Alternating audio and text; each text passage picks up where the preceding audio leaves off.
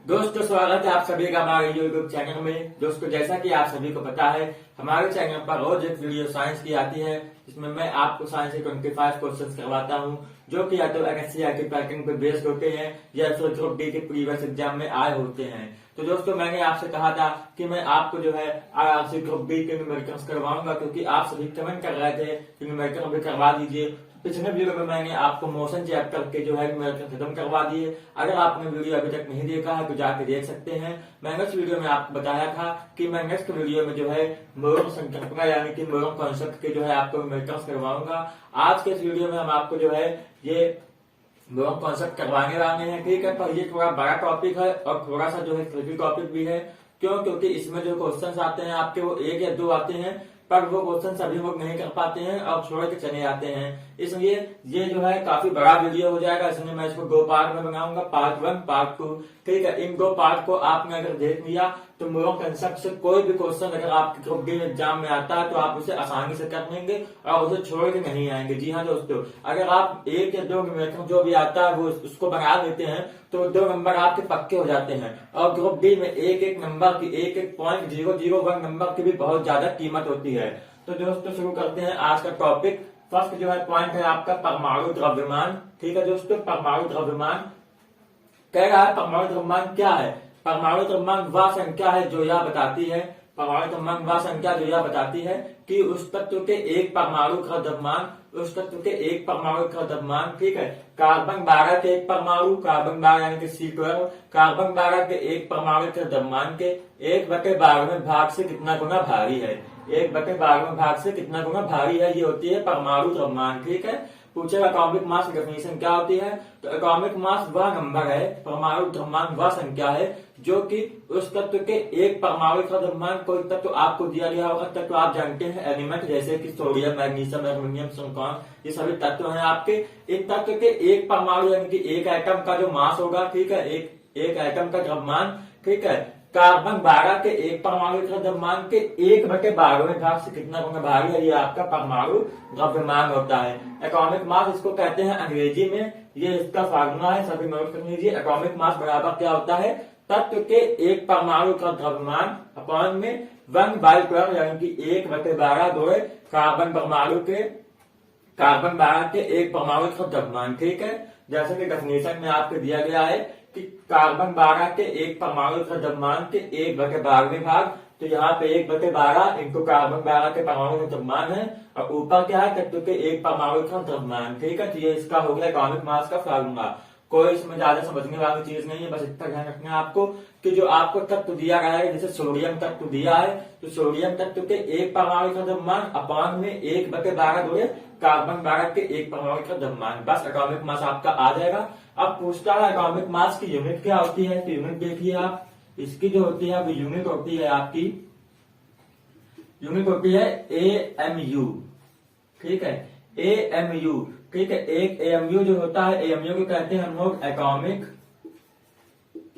ठीक है। M से होता है मास और U से होता है यूनिट, ठीक है। ये होता है इसका फुल फॉर्म। AMU का मतलब होता है एटॉमिक मास यूनिट। यूनिट क्या होती है इसकी, AMU, एटॉमिक मास यूनिट। अब पूछता है कभी कभी कि बताइए एक AMU में कितने ग्राम होते हैं, तो आपको ध्यान रखना है हमेशा एक AMU में आपके जो है 1.66 इंटू 10⁻⁻24 जो है आपके वो ग्राम होते हैं, ठीक है। और कभी कभी पूछता है कि एक AMU में कितने किलोग्राम होते हैं, तो 1000 से भाग देंगे जब, तो 1000 से भाग देंगे जब, तो 1.66 इंटू 10⁻⁻27 ये आपका केजी आ जाएगा। क्यों आ जाएगा, क्योंकि हमने 1000 से भाग दिया ग्राम को किलोग्राम में चेंज करने के लिए, और जब 1000 से भाग देंगे तो 10⁻³ नीचे होगा, वो ऊपर आके माइनस हो जाएगा। यहाँ 24 माइनस का और माइनस का 3 हो जाएंगे, माइनस के 27, तो 1.66 इंटू 10⁻⁻27 केजी ये आपका हो जाएगा एक AMU का, ठीक है। इसका स्क्रीनशॉट लीजिए। इसके बाद एक इसका और कॉन्सेप्ट, उसके बाद सीधे न्यूमेरिकल, ठीक है। तो दोस्तों, अब यहाँ पे देखिए क्या लिखा हुआ है, यहाँ पे लिखा हुआ है एक AMU बराबर 1 डाल्टन। जी हाँ दोस्तों, ये भी पूछता है एग्जाम में कि एक AMU कितने डाल्टन के बराबर होता है, बताइए। तो एक AMU बराबर होता है 1 डाल्टन के, ये आपको याद रखना है। दूसरा पॉइंट क्या कह रहा है, अब बात करते हैं एटॉमिक मास की। एटॉमिक मास बराबर क्या होता है, ए बराबर पी प्लस एन, यानी कि किसी भी तत्व का एलिमेंट का एटॉमिक मास अगर आपको निकालना है तो आप कैसे निकालेंगे, उसमें उपस्थित प्रोटॉनों की संख्या प्लस न्यूट्रॉनों की संख्या को आपको जोड़ना होगा। ठीक है, अगर किसी तत्व में 17 प्रोटॉन है और 18 न्यूट्रॉन है तो उसका द्रव्यमान क्या हो जाएगा, उसका एटॉमिक मास क्या हो जाएगा, 35 हो जाएगा। दोनों को आप जोड़ देंगे तो उसका एटॉमिक मास आ जाएगा। ठीक है, और कहता है एटॉमिक नंबर कैसे निकालेंगे, तो एटॉमिक नंबर बराबर होता है Z बराबर P बराबर E, यानी कि प्रोटॉनों की संख्या बराबर न्यूट्रॉनों की संख्या बराबर परमाणु क्रमांक या एटॉमिक नंबर। ये तो बेसिक से पॉइंट आपको पता होंगे, ये सबसे इंपॉर्टेंट पॉइंट है। अब यहाँ पे देखिए कह रहा है ग्राम परमाणु द्रव्यमान। ठीक है भाई, एटॉमिक मास तो यहाँ हमको पता चल गया, अब कह रहा है ग्राम परमाणु द्रव्यमान। तो ये ग्राम क्या होता है, कोई बात नहीं, देखिए हमने पीछे पढ़ा कि परमाणु द्रव्यमान जो होता है एटॉमिक मास इतना, इसकी यूनिट क्या होती है AMU। परमाणु द्रव्यमान की यूनिट क्या होती है AMU, इतना पढ़ा हमने। और यहाँ पे क्या लिखा है ग्राम परमाणु द्रव्यमान। तो सिंपल सी बात है, अगर हम लोग AMU को ग्राम में चेंज कर दें तो ये बन जाएगा ग्राम परमाणु द्रव्यमान। मतलब कहने का ये है किसी भी तत्व का परमाणु द्रव्यमान जो होगा वो AMU में होगा, अगर हम लोग उसको ग्राम में चेंज कर देते हैं तो वो ग्राम परमाणु द्रव्यमान बन जाता है। ठीक है, यही आपका इसका जो होता है कॉन्सेप्ट होता है ग्राम परमाणु द्रव्यमान का। ठीक है, परमाणु द्रव्यमान को ग्राम में लिख दिया तो वो ग्राम परमाणु द्रव्यमान हो गया। ठीक है, जैसे एग्जाम्पल अपने समझिए कि यहाँ पे दिया गया है 35 जो है दिया गया है AMU। ठीक है, ये किसी तत्व का परमाणु द्रव्यमान दिया गया है, वैसे 35.5 मोलिन का होता है, मानिए आप 35 AMU यहाँ पे दिया गया है। ठीक है, पर यहाँ पे अगर हम लोग इसको 35 के साथ अगर हम लोग ग्राम कर देते हैं, ठीक है, तो ये ग्राम करने से ये क्या बन जाएगा, ग्राम परमाणु द्रव्यमान बन जाएगा। क्यों, क्योंकि हमने इसको ग्राम में लिख दिया है। जब इसको ग्राम में लिख देंगे तो ग्राम परमाणु द्रव्यमान बन जाएगा। ये बस इतना सा होता है। ठीक है, अगर AMU है तो परमाणु द्रव्यमान है। ठीक है, AMU से ग्राम में चेंज किया तो ये बन गया ग्राम परमाणु द्रव्यमान। ठीक, बस इतना होता है। अब यहाँ पे देखिए क्या ग्राम परमाणु संख्या नंबर पूछ रहा है, क्या नंबर क्या होता है। अब देखिए यहाँ पे ये परमाणु द्रव्यमान है। ठीक है, किसी तत्व का ये परमाणु द्रव्यमान 35 दिया गया है, पर अब उसमें आप ये नहीं पता लगा सकते कि उसमें उस तत्व के कितने परमाणु हैं। ठीक है, तो उसी बात को पता लगाने के लिए होता है ग्राम परमाणु संख्या, यानी कि एटॉमिक जो है नंबर। ठीक है, ग्राम एटॉमिक नंबर निकालते हैं। अब इसका फॉर्मूला क्या होता है, तो इसको आप एग्जाम्पल समझे, जैसे कि आपसे कह देगा क्वेश्चन में, ठीक है, कि 32 ग्राम जो है 32 ग्राम ऑक्सीजन यानी कि O2 में, ठीक है, ऑक्सीजन के कितने अणु होंगे। ठीक है, कितने अणु या परमाणु होंगे, कितने परमाणु होंगे। ठीक है, ये आपसे क्वेश्चन कह देगा। अब यहाँ देखिए कितने परमाणु होंगे, यानी कि परमाणु संख्या पूछेगा ये ऑक्सीजन की 32 ग्राम में। तो इसका फार्मूला होता है ग्राम परमाणु संख्या का, कि जो आपका तत्व होगा, ठीक है, तत्व का जो दिया गया द्रव्यमान होगा। ठीक है, तत्व का दिया द्रव्यमान, ठीक, तत्व का दिया गया द्रव्यमान, ठीक है, बटे उस तत्व के एक परमाणु का द्रव्यमान, बटे तत्व के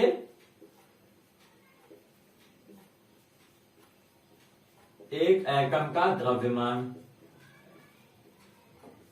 ठीक, ये इसका फार्मूला होता है कि ग्राम परमाणु संख्या बराबर होता है जो तत्व आपको दिया गया होगा उसका द्रव्यमान, ठीक है, बटे उस तत्व के एक एटम का द्रव्यमान। ठीक है, दिया गया द्रव्यमान। तो यहाँ 32 ग्राम ऑक्सीजन दिया गया है हम लोगों को, तो यहाँ पे लिखेंगे 32 ग्राम। ठीक है, ये हम लोग को दिया गया है क्वेश्चन में 32 ग्राम ऑक्सीजन। अब कह रहा है ऑक्सीजन के कितने परमाणु होंगे, तो ऑक्सीजन परमाणु के एक द्रव्यमान क्या होता है, परमाणु का द्रव्यमान 16 होता है।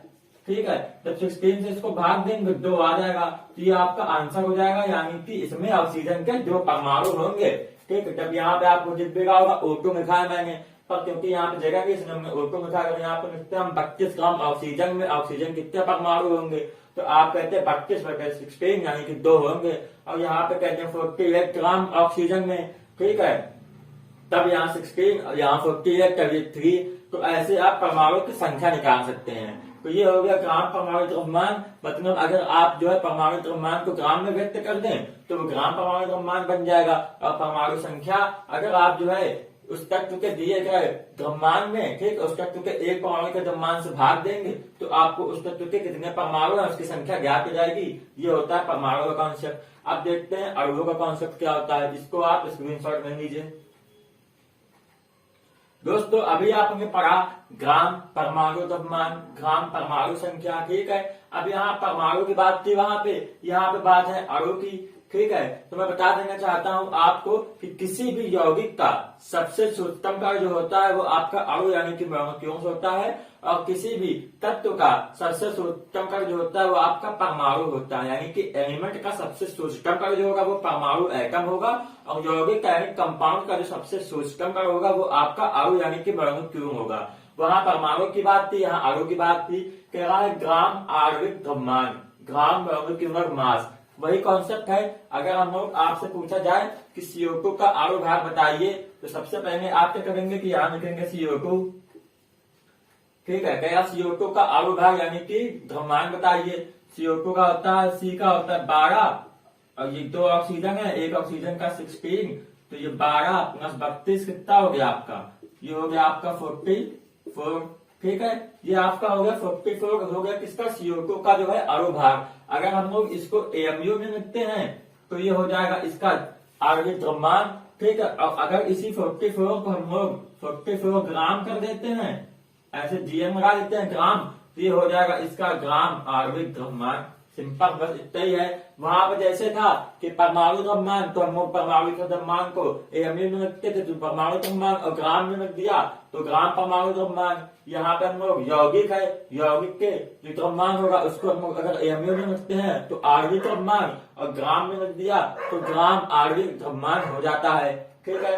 इसको ऐसे निकालते हैं अणु भार किसी भी यौगिक का, ठीक है। अब दूसरा क्या पॉइंट कह रहा है, ग्राम अणु संख्या, ठीक है। कह रहा है ग्राम मॉलिक्यूलर नंबर, नंबर की बात आ गई है। सेम जैसे परमाणु नंबर में किए थे परमाणु संख्या में, वैसे अणु संख्या में वहां परमाणु की संख्या पूछता है, यहाँ अणु की संख्या पूछता है।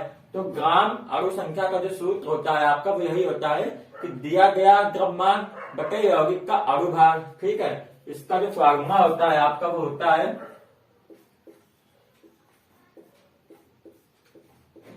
दिया गया द्रव्यमान बटे अणु भार, ठीक है। ये आपका हो गया फार्मूला इसका। जैसे कह देगा बताइए कि जो है क्वेश्चन पूछ देगा आपसे कि 88 ग्राम 88 ग्राम CO2 में CO2 अणु की संख्या बताइए।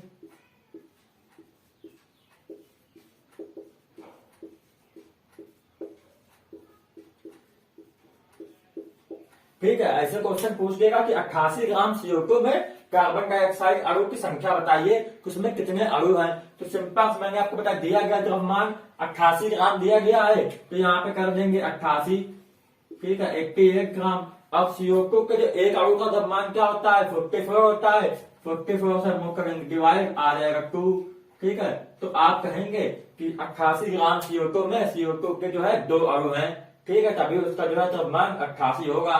तो यहाँ पे CO2 अणुओं की संख्या कितनी हो गई, तो यही होता है आपका ग्राम अणु संख्या, ठीक है।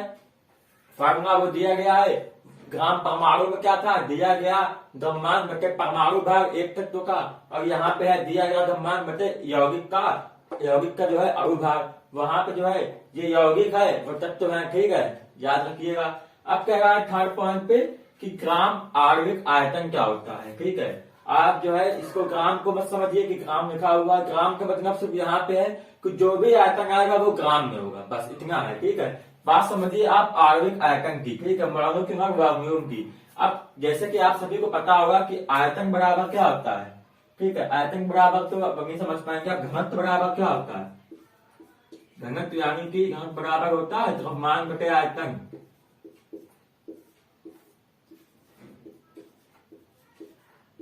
यही होता है, घनत्व बराबर द्रव्यमान बटे आयतन होता है। तो यहां से अगर आयतन निकालेंगे, आयतन क्या आ जाएगा, आयतन बराबर आ जाएगा मास बटे डेंसिटी, ठीक है। ये होता है आपका आयतन का फार्मूला, ठीक है। तो जब आपसे पूछेगा आणविक आयतन, ठीक है, तो कुछ नहीं करना होगा। आणविक आयतन मतलब जो वहां पे अणु का जो दिया होगा द्रव्यमान, ठीक है, और बटे अणु का घनत्व, सिंपल सा है बस। यहाँ पे घनत्व दिया गया है, इसके आगे लगा देंगे आणविक, तो आणविक द्रव्यमान बटे आणविक घनत्व। क्वेश्चन में आपको दिया गया होगा यौगिक का आणविक द्रव्यमान और घनत्व और आयतन पूछेगा। ये आयतन दिया गया होगा, घनत्व पूछेगा और द्रव्यमान दिया गया होगा। तीन में से दो चीजें दी गई होंगी और तीसरी पूछ रहा होगा। ये फार्मूला आपको याद रखना, ये हो जाएगा। ये कंसेप्ट आपका क्लियर, सीधे न्यूमेरिकल करते हैं इसके। उसके बाद जो है आगे आप देखिए, इसका स्क्रीनशॉट ले लीजिए। दोस्तों आगे बढ़ने से पहले एक छोटी सी बात मैं आपको करना चाहूंगा, ठीक है दोस्तों। जैसा कि आप यहाँ पे देख सकते होंगे कि इतने सारे जो लोग हैं वो हमारे चैनल को सब्सक्राइब नहीं किए हैं। सिर्फ ये 7-8% लोग हैं जो सब्सक्राइब किए हुए हैं। तो दोस्तों अगर आप इतने लोग वीडियो देखते हैं, उसमें से सिर्फ 7-8% लोग सब्सक्राइब करते हैं, दोस्तों बहुत ज्यादा डिमोटिवेशन मिलता है। क्योंकि मैं कोई प्रोफेशनल टीचर नहीं हूँ, ठीक है, ये कि मैं अर्निंग करता हूँ यूट्यूब से, ऐसा कुछ नहीं है, ठीक है। बहुत कम मेरे सब्सक्राइबर हैं और आप भी सब थोड़ा बहुत सपोर्ट करते हैं, बस वही है। मैं आप ही में से एक हूँ, ठीक है। मैं भी स्टूडेंट हूँ, मैंने भी ग्रुप डी का फॉर्म भरा हुआ है, ठीक है। अपना रिवीजन करने के लिए, अपने अच्छी प्रैक्टिस करने के लिए, आप लोग के साथ इंटरेक्ट करने के लिए मैं वीडियो बनाता हूँ। और उसमें से भी 5-6% लोग भी सब्सक्राइब करते हैं और वो भी रोज वीडियो वही लोग देखते हैं, बाकी देखते भी नहीं है, ठीक है। तो क्या इतने ही लोग सीरियस है ग्रुप डी के एग्जाम को? देखिए दोस्तों, ग्रुप डी का जो एग्जाम है वो आपकी जिंदगी का सबसे बड़ा एग्जाम हो गया है। क्यों? क्योंकि ये आपके 3 साल खा चुका है, ठीक है। 19 में फॉर्म आया, 22 हो गया। कोई फॉर्म अगर आपके 3 साल खा जाता है, दोस्तों सोचिए आपके 3 साल का गैप हो गया। अगर आपने उस 3 साल में कोई दूसरी सरकारी जॉब नहीं ली तो यही आप देखिए दोस्तों, अब आपको इस बार जॉब पानी ही होगी, ठीक है। अगर आपको सब कुछ आता है फिर भी आपको रिवीजन करना ही पड़ेगा। क्यों? क्योंकि अगर आप रिवीजन नहीं करेंगे, आप ये सोचेंगे कि मैंने तो सब पढ़ लिया है, ठीक है, अब मैं सीधे एग्जाम देखने जाऊंगा, एग्जाम चाहे जब हो। तो दोस्तों अब आप ये मत सोचिए कि आप उसमें पास हो जाएंगे, नहीं हो पाएंगे। क्यों? क्योंकि जो है जब तक आपका रिवीजन नहीं रहेगा, इतने सारे मेथड होते हैं, इतने सारे कॉन्सेप्ट होते हैं, इतनी थ्योरी है, ठीक है, रीजनिंग, जीके, जीएस, मैथ, जब अगर आप रोज रिवीजन करेंगे उसका तो आपका दिमाग में एकदम जो है बना रहेगा, ठीक है। जैसे ही क्वेश्चन देखा आपने सीधे आंसर दे दिया। क्यों? क्योंकि वो आपकी प्रैक्टिस हो गई है उसकी, ठीक है। अब आपको सोचना नहीं पड़ेगा, ठीक है। वही जो बच्चे 19 में फॉर्म भरे थे और सीधे 22 में पेपर देने जाएंगे, ठीक है, उनका नहीं हो पाएगा। क्यों? क्योंकि उनमें 3 साल से कुछ पढ़ा ही नहीं है। कभी कभी 6 महीने में एक बार पढ़ लिया, जब नोटिफिकेशन आती है कि एग्जाम होने वाले हैं, फिर उसके बाद बंद करके रख दिया। तो आप जो है यहाँ पे रिवीजन कर रहे हैं मेरे साथ। रोज एक वीडियो साइंस की आती है या फिर न्यूमेरिकल की आती है, पर रोज एक वीडियो आती है। अभी तक 50 से ऊपर वीडियो आ चुकी हैं और किसी भी वीडियो में आप देख के ये नहीं कह पाएंगे कि ये वीडियो के क्वेश्चन बेकार है, ग्रुप डी में नहीं आ सकते या आए नहीं होंगे। क्योंकि सारे क्वेश्चन या तो प्रीवियस ईयर पे हैं या एनसीईआरटी पैटर्न पे हैं। एनसीईआरटी का जो प्रीवियस एग्जाम हुआ था यूपी पुलिस के, आरपीएफ एसआई के, वो सब क्वेश्चन, तो ये आपका रिवीजन ही हो रहा है। तो प्लीज थोड़ा सपोर्ट कीजिए, सब्सक्राइब कीजिए, वीडियो लाइक कीजिए और शेयर कीजिए ज्यादा से ज्यादा। क्यों? क्योंकि आपको इतना अच्छा मैं समझा रहा हूँ, अगर आपको समझ में आ रहा है, न्यूमेरिकल की प्रैक्टिस भी हो जा रही है, तो आपको कहीं कुछ बच नहीं रहा है, कुछ कमी बच रही है, तो वो आपके अंदर है कि आप पढ़ नहीं रहे हो, ठीक है। अगर आप अपने आप से 1-2 घंटा नहीं पढ़ोगे, 3 घंटे नहीं पढ़ोगे, तो आपको मेरे जगह कोई और टीचर, यूट्यूब का सबसे बड़ा टीचर जो होगा वो भी पढ़ाएगा, तो भी आप जॉब नहीं पा पाओगे, ठीक है। मैं आपको पढ़ा नहीं रहा हूँ, मैं अपने आप को पढ़ा रहा हूँ, आप ऐसे समझिए आपका रिवीजन करा रहा हूँ, ठीक है। आइए देखते हैं न्यूमेरिकल। देखिए फर्स्ट कहेगा मैग्नीशियम के 144 ग्राम में मैग्नीशियम के परमाणु की संख्या बताइए, ठीक है। तो अब यहाँ पे मैग्नीशियम दिया गया है आपको, ठीक है, तत्व, ठीक है, मैग्नीशियम होता है Mg, ठीक है। अब यहाँ पे हम लोग पढ़ चुके हैं पीछे, परमाणु संख्या निकालने का जो फॉर्मूला होता है वो होता है परमाणु संख्या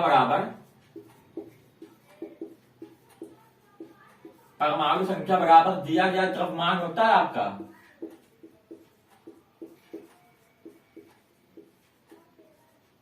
दिया गया द्रव्यमान बटे उस तत्व के एक परमाणु का द्रव्यमान।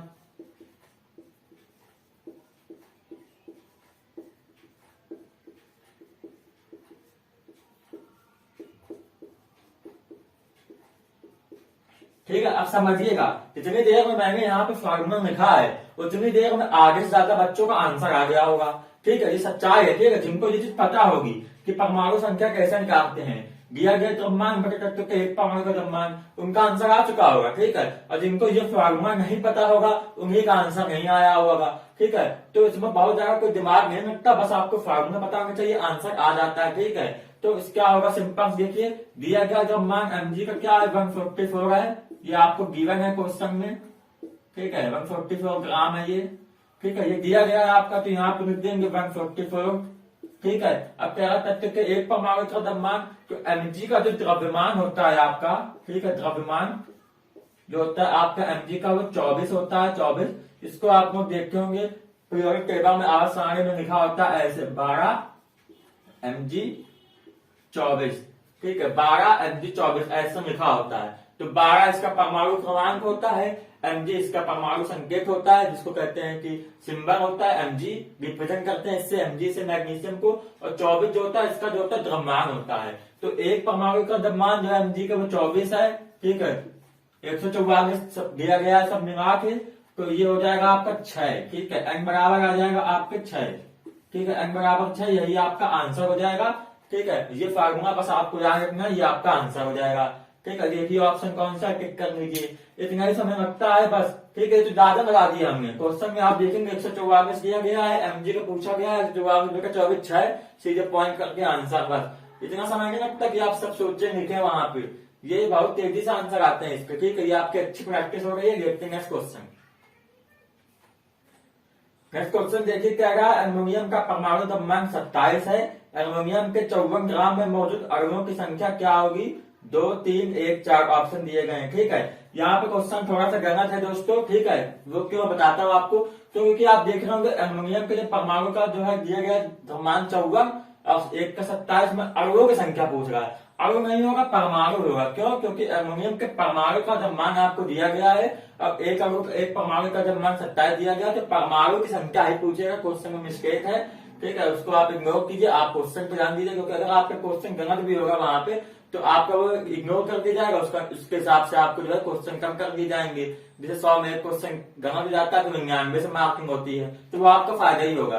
पर क्वेश्चन क्या होगा अगर परमाणु दिया होता तो, अब देखिए यहाँ पे 54 ग्राम जो है दिया गया है एल्युमिनियम का, ठीक है, 54 ग्राम जो है आपका ये गिवन है, 54 ग्राम आपका गिवन है, अब एक अणु का दिया गया है 27 ग्राम, ठीक है, 27 ग्राम दिया गया है। यहाँ पे क्यों दिया गया, क्योंकि सबको याद नहीं होता है, ठीक है, वैसे तो होता है 13 AM 27 होता है, ये याद होना चाहिए आपको, 20 तक तो याद ही होना चाहिए, ठीक है, पर यहाँ पे दिया गया है तो यहाँ फिर कर देंगे परमाणु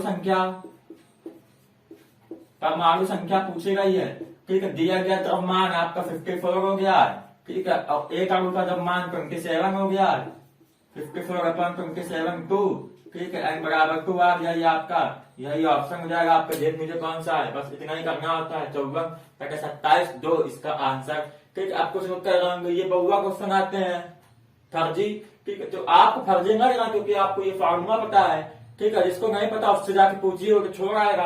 दूसरी बात ऐसे भी आते हैं और फिर इसमें जो है इसका एक दो जैसे जिनकी हार्ड शिफ्ट कर जाती है उनके मुझे क्वेश्चन आते हैं, ठीक है, वो यहाँ पे देख सकते हैं आप, ये ऐसे क्वेश्चन आते हैं, ये टफ, ये आपको दूसरी वीडियो में बताऊंगा मैं, क्योंकि ये वीडियो बहुत ज्यादा बड़ी हो जाएगी, फिर आप लोग इसको स्किप करके चले जाएंगे, वैसे भी मुश्किल 2-4 लोग देखते हैं, कोई देखेगा है नहीं, ठीक है। तो दूसरे पार्ट में इसके ऐसे क्वेश्चन करवाएंगे। अभी आप ये कीजिए, जो आए हुए ये भी एग्जाम में ही आए हैं, आप देख सकते हैं नीचे कब आया है, ठीक है।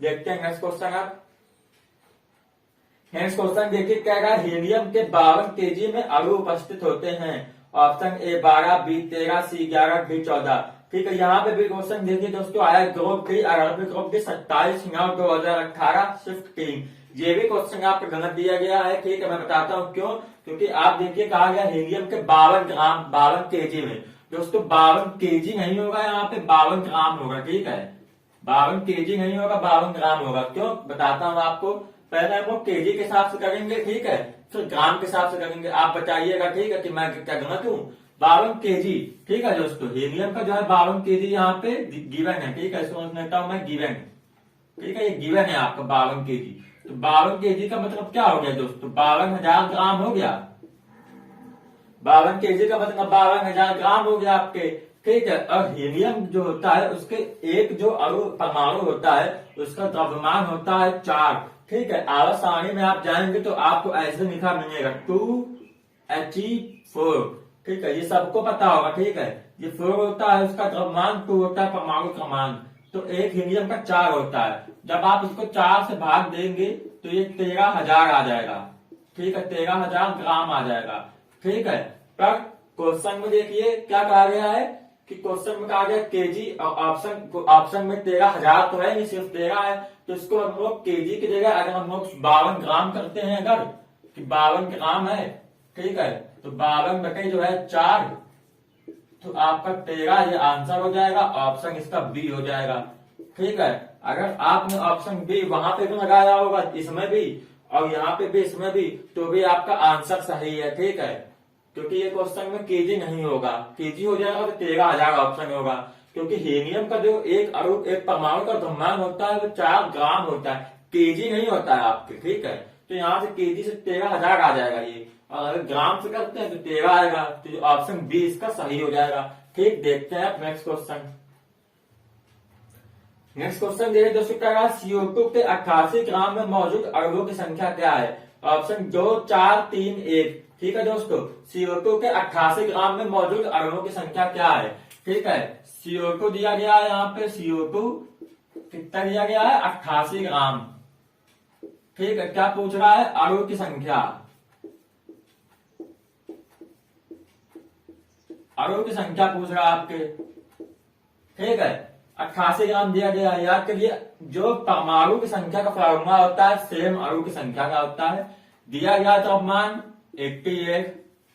अभी मैंने आपको पीछे बताया कि CO2 के एक अणु का द्रव्यमान होता है 44। जिसको नहीं आता फिर से देख लीजिए, CO2 ऐसा लिखा जाता है CO2। C का होता है आपके 12, O2 का मतलब होगा 2 ऑक्सीजन, तो 2, एक ऑक्सीजन का 16, 12 प्लस 32, 44, ये आपका आ गया एक अणु का द्रव्यमान। ठीक है, 88/44 आ गया आपका 2, तो हो जाएगा आंसर आपका 2 हो जाएगा। ऑप्शन देख लीजिए कौन सा है, तो CO2 के 88 ग्राम जो है अणु में CO2 अणुओं की संख्या 2 होगी, ये आपका आंसर हो जाएगा। देखते हैं अब नेक्स्ट क्वेश्चन। नेक्स्ट क्वेश्चन देखिए, क्या है? ऑक्सीजन का ग्राम आणविक द्रव्यमान 32 ग्राम है, ऑक्सीजन का घनत्व 1.429 G/cc है, ऑक्सीजन का ग्राम आणविक आयतन क्या है? ठीक है, 1.429 घनत्व दिया गया है, आणविक द्रव्यमान 32 ग्राम। ठीक है दोस्तों, यहाँ पे दिया गया है ऑक्सीजन का जो है, ठीक है, आणविक जो है आपके द्रव्यमान दिया गया है 32 ग्राम। ठीक है, और ऑक्सीजन का जो है आपके आणविक जो है घनत्व दिया गया है आपका 1.429। ठीक है, ये आपका दिया गया है। अब पूछ रहा है, क्या पूछ रहा है आपसे? आयतन पूछ रहा है। ठीक है, वो भी ग्राम आणविक। ये आपसे पूछ रहा है। अभी मैंने आपको स्टार्टिंग में ये फॉर्मूला बताया था कि जो होता है घनत्व बराबर होता है मास बटे वॉल्यूम। ठीक है, तो वॉल्यूम बराबर आपका हो जाएगा मास अपॉन डेंसिटी, आयतन बराबर हो जाएगा आपका ग्राम आणविक आयतन। ठीक है, यहाँ पे इसको मैं सीधे भी लिखता हूं, आप समझ जाइएगा। ग्राम आणविक आयतन बराबर हो जाएगा द्रव्यमान। ठीक है, अब बताए इसका घनत्व, सिंपल है तो एकदम 32 बटे 1.429। ठीक है, अब आप देखिए। ठीक है, अब आप इसको भी कैलकुलेशन से बचने का तरीका बताता हूं एक। देखिए, ये ऑप्शन आप देखेंगे जब, तो ये देखिए 1 से बड़ा, यानी कि ये 1.5 के अप्रॉक्स में है, ये 1.4 जो है। ठीक है, इसको हम लोग कह सकते हैं कि 1.5 के अप्रॉक्स में है, तो ये 32 बार तो जाएगा नहीं। ठीक है, 32 से कम बार जाएगा। ठीक है, और ये कम से कम 15 से तो बड़ा ही होगा। ठीक है, वो ऑप्शन है नहीं, ऑप्शन सिर्फ आपके एक ही है 22 पॉइंट कुछ करके। ठीक है, तो 22.4 यही आपका जो है, जो भी है आपका 22 के अप्रॉक्स मीटर में, ये आपका आंसर हो जाएगा। ठीक है दोस्तों, ये आपका आंसर हो जाएगा। कुछ नहीं, ऑक्सीजन का ग्राम आणविक द्रव्यमान 32 ग्राम दिया गया है, घनत्व भी दिया गया है, आयतन पूछा, सिंपल से फार्मूला V बराबर द्रव्यमान बटे घनत्व, वॉल्यूम बराबर होता है आपका मास बटे डेंसिटी। आपने लगा दिया, आंसर आ गया। ठीक है, बस देखते हैं नेक्स्ट क्वेश्चन। ठीक है, तो दोस्तों इतने ही क्वेश्चन थे, ठीक है। ये 2 क्वेश्चन आपको मैं होमवर्क के लिए दे रहा हूँ, ठीक है। इतने ही क्वेश्चन थे, मतलब इतने नहीं थे, आगे भी हैं, पर मैंने कहा था कि आपको 2 वीडियो में बताऊंगा। तो आज का वीडियो यही खत्म होता है। इसमें मैंने आपको एक टाइप के क्वेश्चन करवा दिए। अब जो बचे हुए टाइप है वो नेक्स्ट वीडियो में होंगे। ये 2 क्वेश्चन जो है ये आपके लिए होमवर्क है। फर्स्ट क्वेश्चन क्या है, CaO का आणविक द्रव्यमान 56 है। CaO में मौजूद 280 ग्राम में अणुओं की संख्या क्या होगी। और दूसरा कह रहा है नाइट्रिक एसिड के 315 ग्राम में नाइट्रिक एसिड के ग्राम परमाणु की संख्या बताइए। वो एक क्वेश्चन मैंने दिया है अणुओं की संख्या का, एक परमाणु की संख्या का, ताकि आपका रिवीजन हो जाए। इन दोनों क्वेश्चन का जो आंसर नीचे कमेंट में दीजिएगा, ठीक है। कितने लोग देखते हैं ये मैं देखूंगा कि आप मुझे कितने लोग सीरियसली इस पढ़ाई को पढ़ रहे हैं, ठीक है। अभी तक अगर आपने हमारे चैनल को सब्सक्राइब नहीं किया है तो प्लीज कर लीजिए, क्योंकि ऐसे ही वीडियो आपको जब तक आपका एग्जाम नहीं हो जाएगा ग्रुप डी का, तब तक आपको मिलते रहेंगे, आपका रिवीजन होता रहेगा, ठीक है। और इतने सारे वीडियोस मैंने डाल दिए हैं साइंस के, जाके आप एक बार प्लेलिस्ट चेक कीजिए, आपको खुशी मिलेगी, ठीक है। तो मिलते हैं आपसे नेक्स्ट वीडियो में। नेक्स्ट वीडियो में इसका जो सेकंड टाइप के क्वेश्चंस करवाऊंगा, ठीक है। शेयर कर दीजिएगा। बाय बाय, थैंक यू, जय हिंद।